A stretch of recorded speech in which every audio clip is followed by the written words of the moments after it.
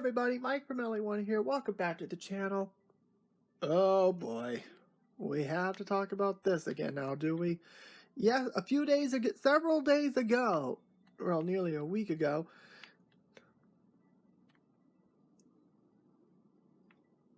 the world has definitely changed as of 2 weeks ago, when Russia decided to invade Ukraine.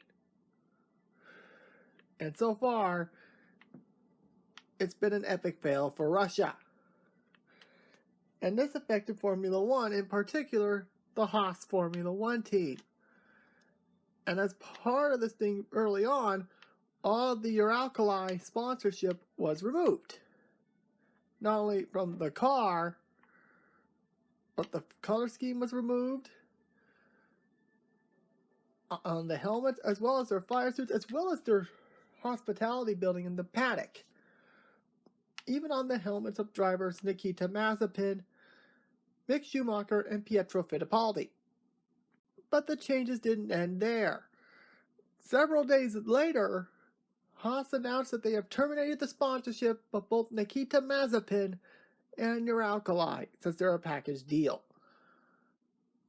And there was a lot of discussion on whether Haas was going to get more sponsors, and more in particular, who the replacement driver would be. And since then, today, Nikita Mazepin said we contribute as one, not just because he was kicked out because of politics. No, Nikita, you are kicked out because your dad had close ties to Putin. And even though, yes, I still feel sorry for you, I feel really bad for you because you're paying for the sins of your father, losing your seat needed to happen. But for those people saying that the car should be in Ukrainian flag colors, you should just stop. You're embarrassing this thing up as it is. Now, the big question is we still don't know what the new livery will be like.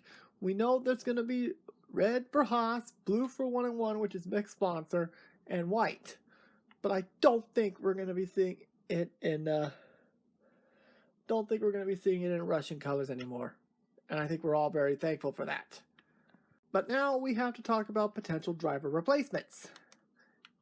Very early on, it was Pietro Fittipaldi, which would have been great, but even though he did a solid job in 2020 after that horrific crash by Grosjean in Bahrain, his driving resume had a lot left to be desired.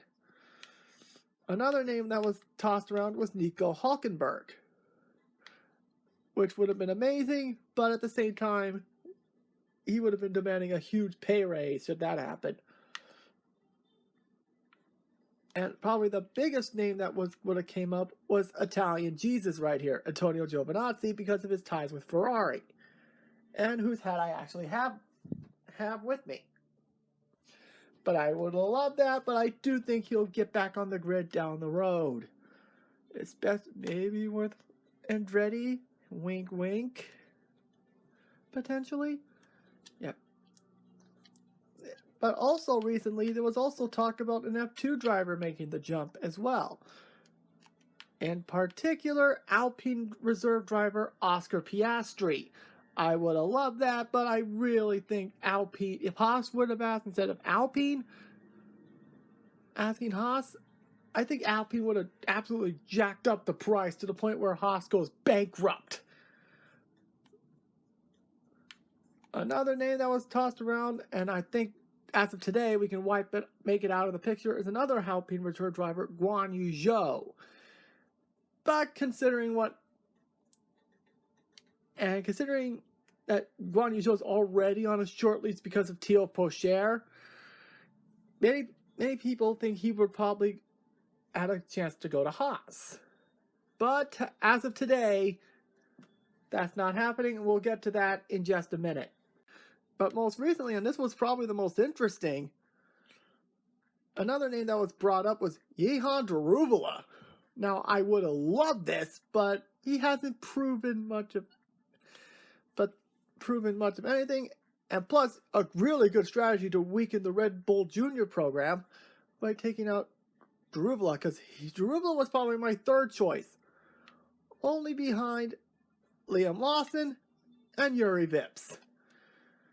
Surely, had today not happened, it was going to come down to those two if they went to the F2 route. But as of today, that has all changed. That's right. Earlier, as of a few hours ago, Haas has made their decision, and they have gone for more of an experienced driver. Kevin Magnussen, baby. That's right, Kevin Magnussen has signed a multi-year deal to return to Haas to get a seat that practically he should not have lost in the first place. And plus, it's good to have him back. And it pretty much confirms that Gunther got rid of him at the absolute last minute. Proof that this Uralkali deal was done at the absolute last minute.